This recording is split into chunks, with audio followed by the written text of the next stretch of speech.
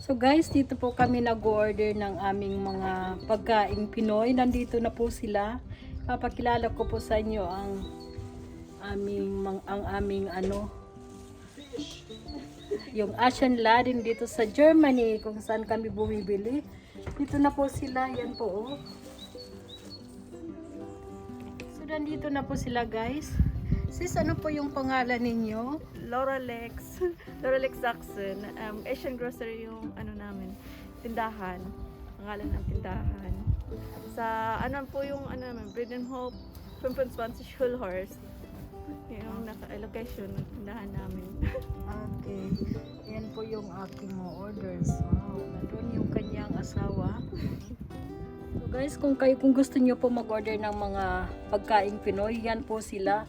I-message nyo lang po sila si Loralex Saxi.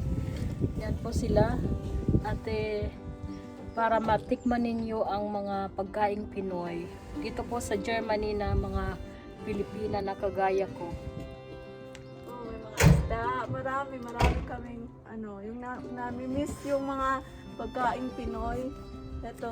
Ito na yung bangus. Tingnan nyo, malaki yung sa Yan po yung Hello. kanyang asawa. Mabuhay. Mabuhay. Wie oft bringen Sie die Ware? Hier? Ja, Hier ist jetzt das dritte Mal. das dritte Mal. Ja, dritte Mal. Okay. Und ich glaube, ja, insgesamt waren wir schon 4 Mal in Köln. Ja, in Raum Köln. Ja, 4 oder 5 Mal. Okay. So yan po sila guys. Kung gusto niyo po mag-order, message niyo lang po sila Loralex Saxi. Yun po ang FB account nila. Maraming salamat po. Bye. Mga sangkay, ipapakita ko po sa inyo ulit yung aking mga pinamili sa Asian Store. Ito po sila yung in-order ko ngayon. Marami pa po akong mga isda sa aking ref kasi nagka-order ko lang yan sa kanila. Kaya ngayon medyo konti lang ang aking naipamili. Pero papakita ko po sa inyo kung ano yung mga pagkain natin ngayon. Mga sangkay, mayroon po ako ditong dato puti. Yan, 2. Mayroon tayong salted black beans. Ito yung tinatawag sa atin na tausi. Pwede itong ilagay natin sa humba pag nagluto tayo ng humba. Kung gusto niyo pong malaman kung paano gumawa ng humba, bisitahin niyo lang po yung aking mga video sa aking YouTube channel. At tingnan niyo po. Ito naman po ay Skyflakes. Yeah, dahil nagda-diet ako ngayon. Maganda po itong pang-snack kaya ito po siya, ang laki, ang dami niya. Tapos meron po ako ditong bangus. Dami kong bangus. 2, 4, 6, 5 na piraso. Yan po. Gustong gusto ko kasi yung yung bangus.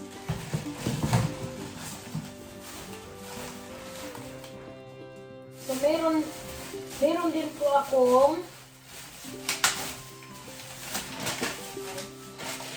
po akong sili. Ito po yung siling labuyo. Ito ay maanghang. Masarap ito ilagay sa paksiw.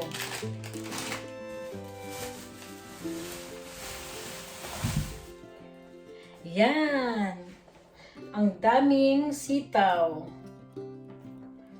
Yan po siya. Bali 1 kilo yung binili kong sitaw.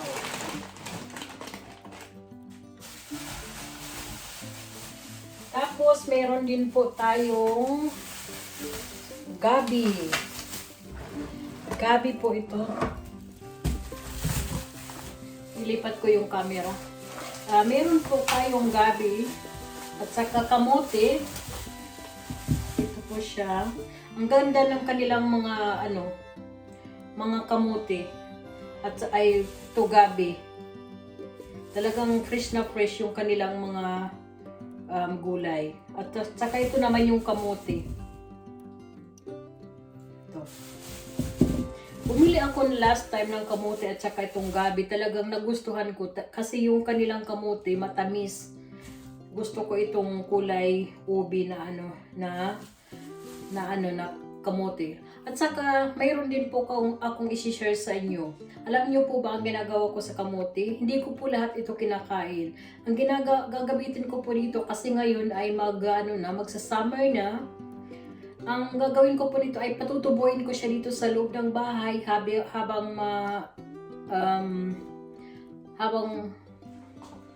habang malamig pa yung panahon. So kapag nagka-winter, ay pag nag-summer, ilalabas nyo po doon sa sa labas. Kaya ito yun po ang pinagawa ko din. Yan, pati ito yung gabi, ko din siya, itatanim. So, ano pa yung binili natin? Meron din po akong ampalaya. Hindi ako magsasawa sa ampalaya. Bumili ako ng mahigit 2 kilo ito. Ang dami. Tingnan nyo guys, tingnan nyo mga sangkay, yung kanilang ampalaya. Talagang wala kang masabi. Fresh na fresh yung kanilang mga gulay. Yan po. Bali, mahigit 2 kilo yan. Tapos, meron din po akong laboy, sili na naman, na kulay green. Meron akong pula, at saka yung kulay green. Tapos, itong tanglad. Yun din po ang gagamitin ko. Yung iba, ilalagay ko ito sa nilagang baboy, nilagang baka. Masarap po ito ilagay. Kaya sa mga sinabawan na isda. Tapos yung iba po ay itatanim ko rin sa garden. Yan siya. Tapos meron din po akong asukal. Dahil ako ngayon, dahil bawal sa akin ang mga sugar, lalo na yung mga mga white sugar. Kaya ito po yung coconut sugar. Bumili ako nito last time. Talagang super ganda. Super masarap siya para sa kape. Kasi pag nagkape ako, ito yung ginagamit ko. Kasi hindi po siya masyadong matamis. At nakalagay pa dito organic coconut. So ito po yung ginagamit ko sa kape. Tapos meron din po akong dark brown sugar. Ito po ay mas healthy kaysa sa mga sa white na sugar. Ito po yung ginagamit ko kasi pag kumakain po ako ng mansanas. Itong mansanas po, hindi po ako makakain dito dahil sa sakit ko. Mayroon po akong IBS, yung irritable bowel syndrome. Pag kumakain po ako ng matataas yung fructose, hindi po maganda sa aking tiyan. Kaya ang ginagawa ko po, isinasawsaw ko po siya dito sa glucose, dito sa brown sugar. At pag pinaghalo ko po itong apple at saka itong sugar, hindi po sumasakit yung tiyan ko. Ewan ko po sa inyo kung nakaranas na kayo ng ganon, pero ako pag kumain po ako niyan, talagang sasakit. Kaya, yan po. Ito po yung ginagamit ko na sugar, kaya po ako pumili nito. So guys, ang last ko po na ipapakita sa inyo ay ang aking taran! Ang aking walis tingting. Yan po siya. Dahil mahilig po ako magalik-alikot sa garden. Ito po yung gagamitin kong panglinis ng doon sa sahig na sa garden. Ganda po ito. Kasi parang feeling ko parang nasa Pilipinas ako. Kaya gustong-gusto ko talaga yung mga ganitong mga kasi made from Philippines. Yeah, yan po guys. Kaya yun po ang aking mga pinamili ngayon. Kaya kung gusto niyo po mag-order ng mga Philippine foods, i-message niyo lang po si Laura Lake Saxe. Nakita niyo po kanina sila. I-message niyo lang po sila para ma-deliver po sa inyo sa bahay ninyo mismo. Kaya yun lang po. Maraming salamat po sa panunood. Hanggang sa susunod ko na lang po ulit na mga videos. Mag-iingat na lang po kayo lagi. Bye! Thank you so much!